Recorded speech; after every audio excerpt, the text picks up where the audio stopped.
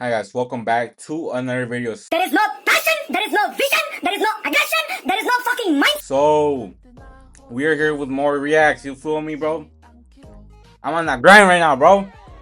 So here we have this video from Video Essay Speedruns. Oh my god, he got almost 2 million freaking views on this. That's crazy. Hey, this coming right here, that'll be fire. That'll be fire. Astro card and Astro Party. I will buy the whole instantly, bro. I'm not gonna lie. Anyways, point is, so this video is called "How PlayStation Created Its Mario by Accident." I was like, how? And when I thought about it, it literally is like a PlayStation Mario type of freaking character, bro. It's literally it's literally like the PlayStation mascot at this point. You know what I'm saying? You know what I'm saying? So let's go ahead and react, bro. I asked about the demo ever, bro. If you bought a PS5, you gotta play the freaking demo. You know what I'm saying of Astrobot. And because of that demo, I bought the actual full game, and oh my god, it's so good, bro. Anyways, let's go. It literally feels like a Mario game. What's PlayStation's mascot? You'd probably get a ton of different answers. Crash Bandicoot would likely have come up, having been there since the original PlayStation. Yeah, but nah. Considering he went missing for a solid decade in between the original run of Crash games and the new resurgence of them, Ain't no one playing this one no more, bro. He is now held by Activision. I don't know if he's the strongest candidate. A few later characters like Spyro and Jak and Daxter have the same problem. Hell no. I think Kratos is a decent contender, seeing as how he's been around. Yeah, but he's like a freaking human though, bro. Like, you feel me? He has to be like an mascot. Generations now. He was part of defining each of those generations, and his character really shows how PlayStation titles have evolved and matured over time, but I don't know if he can really give the mascot vibe that some of these other characters. That's what I'm saying. And Nathan Drake is a good intersection between the goofy, campy stuff and the more serious character and story-driven side of PlayStation, but he doesn't have the same tenure or possibility of return as the others. For a long time, these characters are a bunch more and a bit of a collective mascot for Sony, and that kind of works. For over a decade, PlayStation has gone out of its way to define itself off of its breadth of quality IPs and characters rather than focusing on a single one. That even being reflected on its Marvel-esque PS Studios opening, and even though internally some executives seem hell-bent on insisting that PlayStation has no IPs, most consumers would beg to differ. Are they stupid? It's nice to have a face and central character if you're a game company, your very own personal Mario, who is... Yeah, like Mario has Nintendo, Sonic has Sega. Is your brand in a sense. And even though multiple publishers, Sony included, have tried to cook up their own Mario plenty of times, with Crash, with Spyro, with Sackboy even, no one could really replicate the organic quality that Nintendo found, because in order to capture that, you almost had to find your character by accident. Which is how we get to the Playroom. The Playroom was a small assortment of mini-games packed in with the PS4 at launch that basically showed off the new features of the PS4 controller. Oh, that's crazy. They did that for the PS4 as well?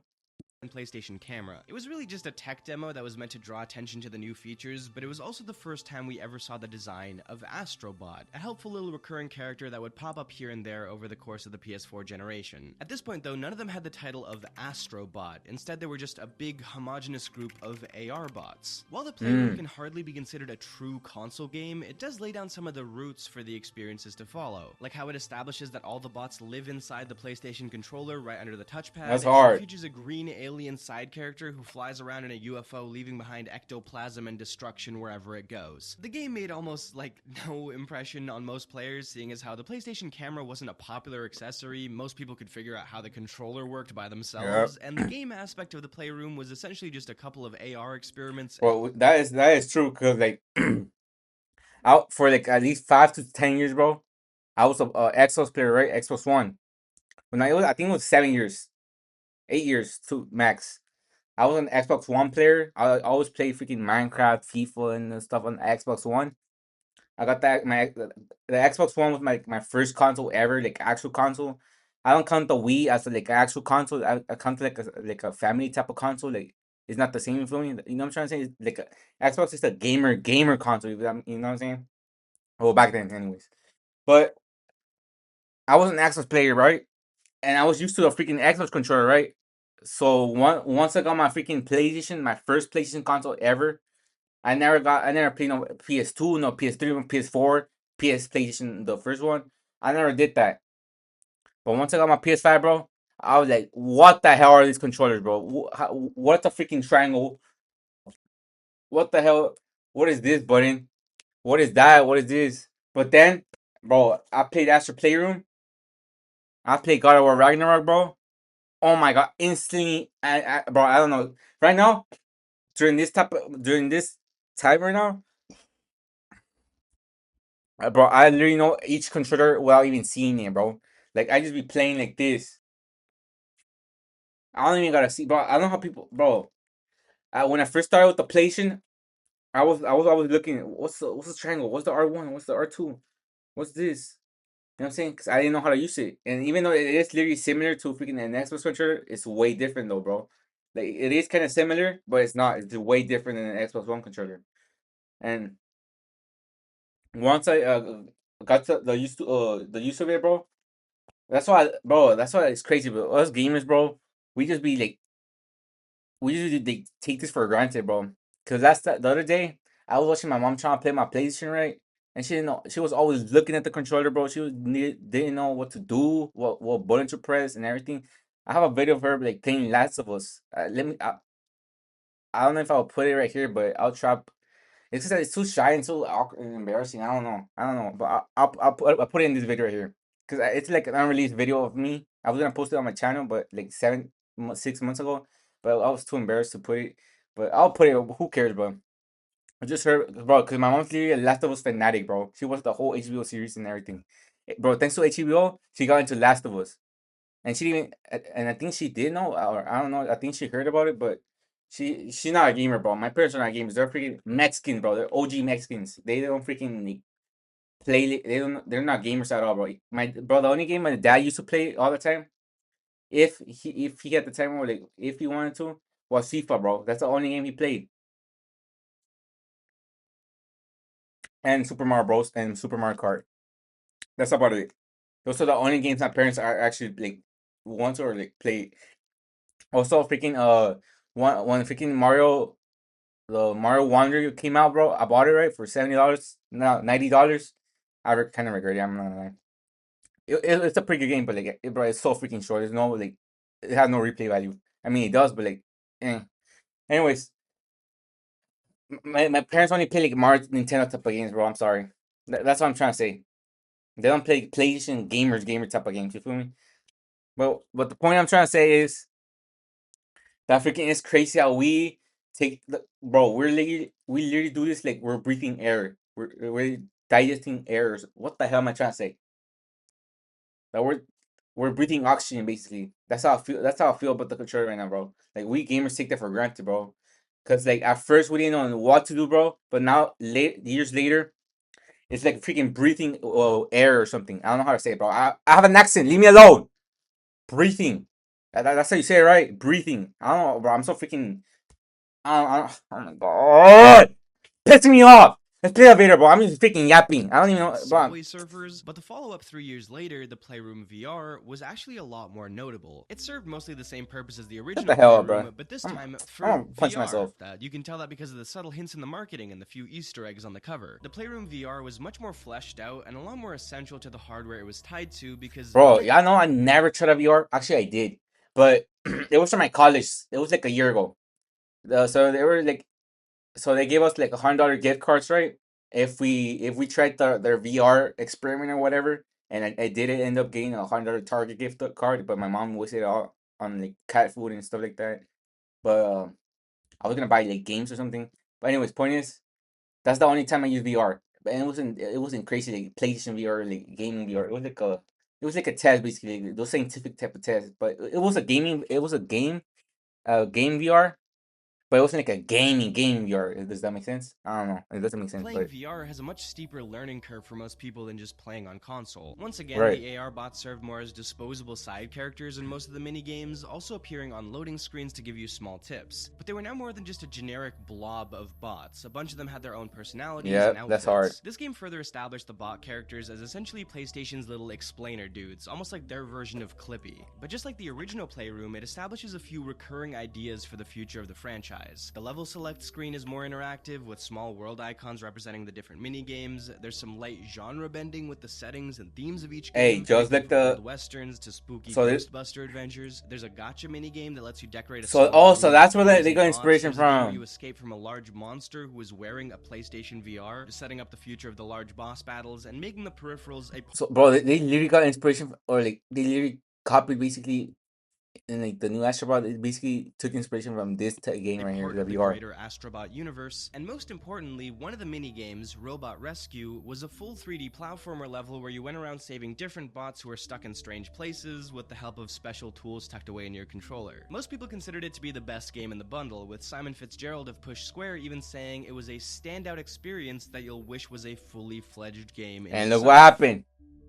So they made it a fully fledged game in itself. 2 years after the Playroom VR came Astrobot Rescue Mission, a PlayStation VR exclusive that to this day is one of the best experiences the PSVR scene has to offer. Rescue Mission was the first time Astrobot was established as a real character by himself, the actual lead of a game instead of just a character design that showed up when PlayStation needed to explain how their archaic motion controllers that were discovered in a cave off the coast of Ecuador in 1556 worked. And if you never had a PSVR headset and didn't play this thing, you might be surprised at how much DNA it shares with the 2024 game. And I don't just mean the general idea behind it, that's a given, but dang, it's about to be 2 years since freaking Astrobot dropped. Dang. Certain levels No, it's been a year now since it dropped. and worlds in the new game are almost ripped right out of Rescue Mission. Even ideas like the giant beanstalk and bosses like Wally Warbles and literally rips. seen here before they ever made it to the main console, albeit not nearly as fleshed out and polished. Being a VR game though, there are definitely some quirks that make this a fun entry to go back to despite the simpler design. For example, you have to actually physically look around to find bots sometimes, and the special upgrades you get are usually tied to your controller, so you kind of become a companion to your own main character through the hardware you use to Bro, that's literally a level in freaking the new one. Even though this was the first game that really acknowledged his existence as a real character, by the time it came out, the idea of Astrobot had been around for 5 years already, and That's just crazy. 2 years later, his popularity grew even further with the release of Astro's Playroom. These names aren't confusing at all. Astro's Playroom was a built-in tech demo to show off the PS5's features in the same way that the original Playroom was meant to be for the PS4, only this time, PlayStation wasn't farting around. Instead of giving us Temple Run with robots and then a bunch of AR mumbo-jumbo, Astro's Playroom was a genuine platformer, although granted one that was pretty short and limited in Bro, whoever made that decision to make it free, bro, you literally changed PlayStation history forever, bro. in scope. Its celebration of PlayStation and the cheeky references to the PS5's hardware and how special and groundbreaking it was really toes the line between charming and overindulgent, and I think it really could have gone either way, but it managed to win people over by just being a fun experience. Being free. With a bunch of different themed levels, PlayStation-centric collectibles, and little gimmicks that brought out the uniqueness of the PS5 controller in ways that felt legitimately impressive. The connection it had to the broader ecosystem of PlayStation had also been expanded here, not only showing off the new technology that you are currently playing with, but also celebrating PlayStation's history from consoles to characters. This kind of brought on a full circle moment for the series, one that was originally designed as a playful standalone concept to show what PlayStation was in the current day, and ended up housing the entire legacy of PlayStation under one banner. A year after Astro's Playroom, it was announced that Sony's Japan studio would actually be shuttering and reconstructing, with employees either getting the boot or joining Astrobot dev Team Sony, which until that point had just been one dev team under Japan studio. The announcement was a bit of a tough one because while it was obvious that PlayStation's plans were to explore the Astrobot IP further and really use it as the core of their brand for the foreseeable future, it also meant that studios that brought us Ico, Shadow of the Colossus, and Gravity Rush, not to mention providing support for Metal Gear Solid, Final Fantasy VII, and Bloodborne, have now become defunct. The closure of Japan studio is well documented, and I encourage you to look into it further. It was a huge part of the games industry for decades, and it gives the popularity of Astrobot a bit of a bittersweet edge. But the promise of a shift of focus to that franchise did in fact come long after. Astrobot 2024 is the first full-length game in the franchise that's playable on normal consoles, despite being the 5th appearance for the character and the 3rd game named after him. And you can see how each iteration of this idea built on the last one for us to end up with one of the most polished and enjoyable 3D platformers in a long time. I think what's great about this franchise is that it can be its own fun experience, full of detail and fun abilities and things that make it enjoyable as a standalone game, but it's also an active and ongoing celebration of everything PlayStation, even some of the lesser known or forgotten characters. Some people do view it as a rapid meta promotional tool for Sony, but I think it's too well produced and enjoyable to completely disregard it like that. Yeah, the what? On the beach level wearing floaties. Those people are stupid, bro. The year by itself. As big of a fan as I am, though, I'm also a little bit unsure how this franchise continues over. I'm not on that, bro. This game is freaking amazing. A 9.5 out of 10 for me. But I'm gonna be honest, bro. This is not deserve game of the year, bro. Like, you feel me? Like, let's be honest. It did not deserve it, bro. It was so freaking fun when I played it and everything. Don't get me wrong. I'm not hating. But it did not deserve a game of the year. I'm sorry. Like, look at this. Game of the year 2024 nominees.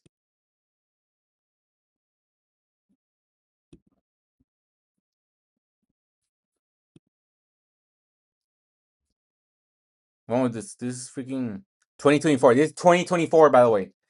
It's Belatro, Black Myth Wukong, Elden Ring Shadow. This shouldn't be here either. Rebirth, Metaphor.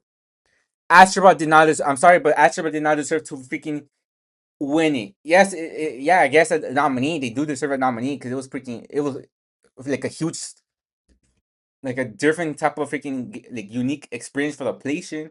For the PlayStation, but bro, Mario Odyssey been doing this, bro. Mario, Nintendo. What about Nintendo? You know what I mean? But I mean, I ain't gonna lie, bro. They did the same. They're doing the same thing again, bro. For his platformers. Now they're doing it for Donkey Kong Bonanza. That's crazy. Anyways, because last year it was freaking Astrobot. Now it's gonna be freaking Donkey Kong. Hey, I'm noticing like a little pattern right here, bro. They're making like this freaking like 2D 3D platforms, bro. They be getting here somehow. I see a little pattern right there, bro. But anyways, if I was being honest, bro, for 2024, for me it was either Black Myth or Rebirth, bro. Metaphor, although I played a little bit like 6 to 5 hours, 6 to 5 hours, it did deserve a nomination, but I don't know, man.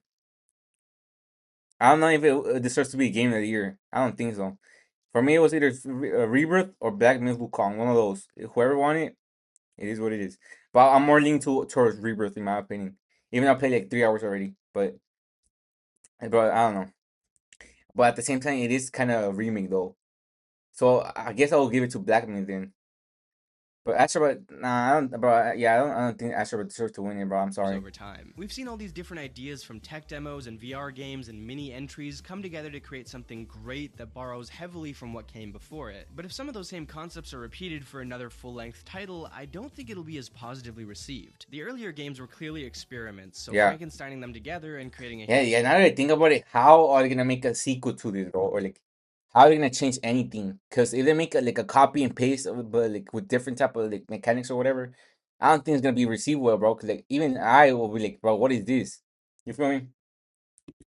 Like, I think this should only be like the one standalone title. I'm gonna be honest, because like if they make a sequel to this, like yeah, they can make new levels, but like it's not gonna be as good, if that makes sense. Like it's not gonna be like as well received as or like critically acclaimed. a heap of content around that is fine, but Yeah. the level of overlap next time would need to be a lot less. The same goes for Right. the character cameos. I love these guys. They're super fun to collect because you never know who's gonna show up, but that really loses its novelty once you've already collected this many characters once or even twice now. There is a limit to how much you can pull from the past, and even though I don't have any problems with how it's been handled until now, I think the character's next major appearance is gonna decide whether he can actually be the mascot PlayStation wants him to be, because he'll need to stand on his own a little more. However that ends up going, though, it's still pretty incredible to see how a nameless side character placed in a tech demo for a camera could become the face of the biggest gaming company in the world in just a few short Whoa, whoa, whoa, whoa, whoa, whoa, whoa!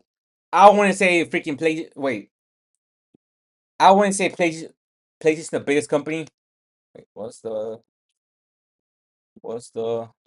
biggest gaming company? It's either Valve or Nintendo, bro.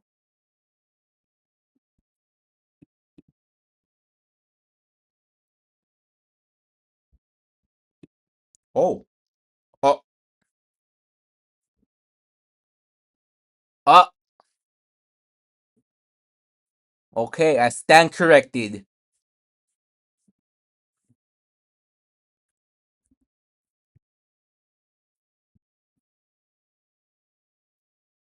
I stand corrected, bro.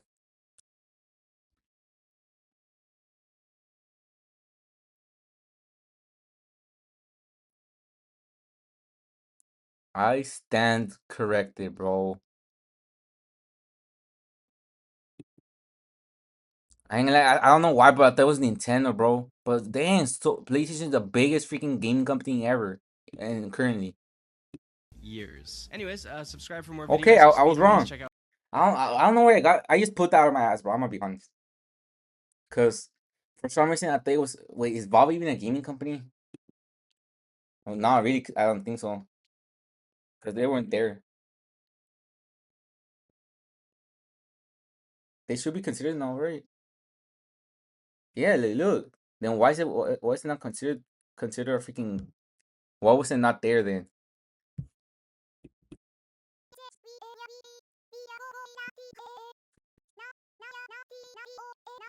Play.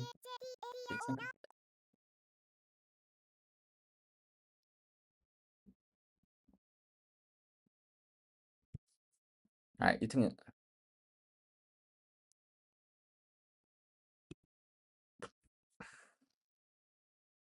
I didn't think freaking, how is Microsoft freaking bigger than Nintendo? Or like has more money than Nintendo? Oh, because they got Bethesda and all those freaking Activision and a bunch of freaking, yeah, that makes sense. But that's crazy, bro. Sony is like the king of gaming, bro. I did not expect. Bro, I don't know where I put that out of my ass, bro. I ain't gonna, I'm just put that out of my ass. I just thought freaking either Valve or Nintendo was bigger than Sony, but I was wrong. That's crazy. PlayStation is the biggest game company ever, bro. Insane. I even have a, I don't know, bro. I don't know why, but I keep getting confused between Sony and Samsung, bro. Like I don't know, it feels so similar because like the S. Bro, I'm just ignorant, bro. I'm not even. I'm just ignorant. Cause I was about to say, cause look, I got a Samsung I got a Samsung monitor. See, I told you, I didn't know if freaking Sony was this famous. Like, bro, what am I talking about? But damn, so damn, that's crazy. Anyways, this is a good video, bro. I'm liking this. Uh, yeah, they made a good freaking game, bro. Hopefully next game or like hopefully they make something else or I don't know. How would you think they should do it? Cause I'm gonna be honest, they should just make this a standalone and just keep adding more content over it towards the years or something. 'Cause I don't know if you make an Astrobot 2, like how would you change it? I don't know, man. I'm too stupid, I guess. Anyways, that's it for me, bro. That's it for the video. Thanks for watching. Sub and like, you feel me? It doesn't cost anything, anything. And I'm about to be 20. I'm posting this when I'm 20. So please, bro, please like the video and sub as like a late birthday present. And you know what I'm saying? I'm out of here, bro. It's okay to be human. Like, I don't have to be perfect for anyone here, nor do I have to be perfect for the public. So I'm not here to dispel any perception. I'm just here to be myself. You don't know what it feels like. One day you love me. You love me. The next you disappear from sight. But all I'm trying. You know, human beings have mood swings. Like you go home and you're not happy with things, or you're mad at something, or you're happy. That's a mood swing.